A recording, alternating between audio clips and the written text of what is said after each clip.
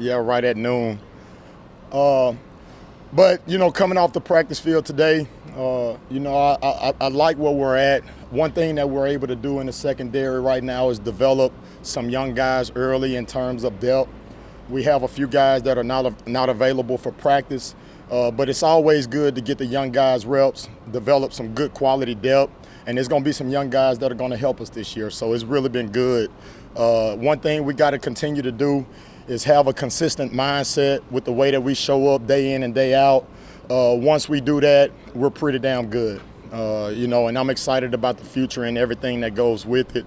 But just that consistent mindset day in and day out is one thing that we must establish. I just got done talking to the guys about picking up their lunch pail, putting on those steel-toe boots, grabbing a hard hat, and rolling up your sleeves each and every day. And as we continue to do that, we must continue to improve our communication and, just make sure 11 guys are playing the same call. Is Travis Jay a guy that's been pretty good in the sense of being consistent day in, day out preseason practice? He has so far. He's grown up a lot. He's had a really good camp thus far. We have him playing multiple positions because of his versatility. And I like where he's at right now from a down standpoint. So, he just got to continue to develop mental toughness. That's my message to him right now. And, once he does that, he'll definitely be he has all conference potential for sure.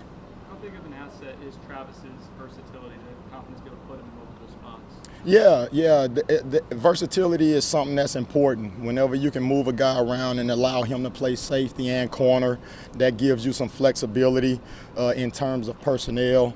So that's always a big-time value in terms of a player that can play multiple positions for sure. You've seen him make plays, but where does Jamie Robinson think they made the biggest impact so far? Yeah, well, his primary position is nickel, but he's another one just like Travis Jay. He's understanding the big picture that allows for us to put him at various positions. He may be at nickel one series and then come back and be at safety the next. I like the way that he's focusing on the details of each position. I just want to see Jamie develop more of a leadership role. He has a lot of experience playing at a high level in a conference that I respect a lot. So I just want him to be able to invest more into the young guys, become more of a leader, and lead by example in every way, showing up each and every day. Another guy that's moved around position-wise is Akeem Dent. I know he's working at free safety a lot now. I guess what have you seen from what's he bringing at that position as an asset? You know what? A lot of range. Akeem, obviously, he played safety as a freshman, and then we played him at corner last year. And we've made the decision to put him back at safety. And I've been really impressed with the progress that he has made at free safety. He has done a really good job in terms of making open field tackles. The physicality side was one thing that I challenged him with coming into camp, and he has responded to that. His primary area of improvement is just continuing to be the quarterback of the defense. Making sure that he get guys lined up, making sure, again, that 11 guys playing the same call, and I'm putting that on him. That is your responsibility to make sure that everybody in the secondary, including the linebackers, are all playing one call. And as he continues to improve in that, I like the things that he's doing from a coverage perspective and also from a physicality standpoint. What went into the decision to move Akeem to safety, and I guess how did that conversation go about with him? Yeah, well, we do an S2 test that I really like a lot in terms of Coach Norvell with finding out more information about our players. And it provided us some valuable information. And a lot of his strengths led to us making that move. And it was spot on. It was pretty accurate in terms of the information that we received on each player. And, he's responded really well. And we're going to let him settle in there. He's gotten comfortable with doing that, and I like, again, the progress that he's made up until this point.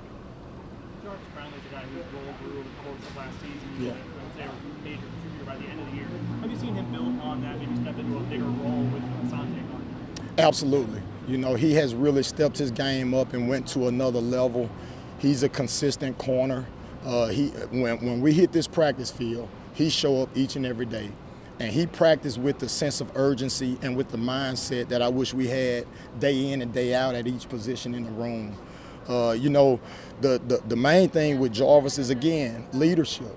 You know, I want to see guys use me more as a tool to provide information for them. You know, I tell them all the time, on good teams, coaches lead players. But once you become great, players lead players. And that's the direction that I'm trying to push them in.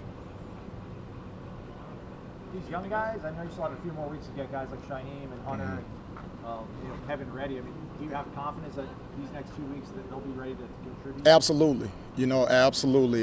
You know, that's been a phenomenal 2021 class that we signed.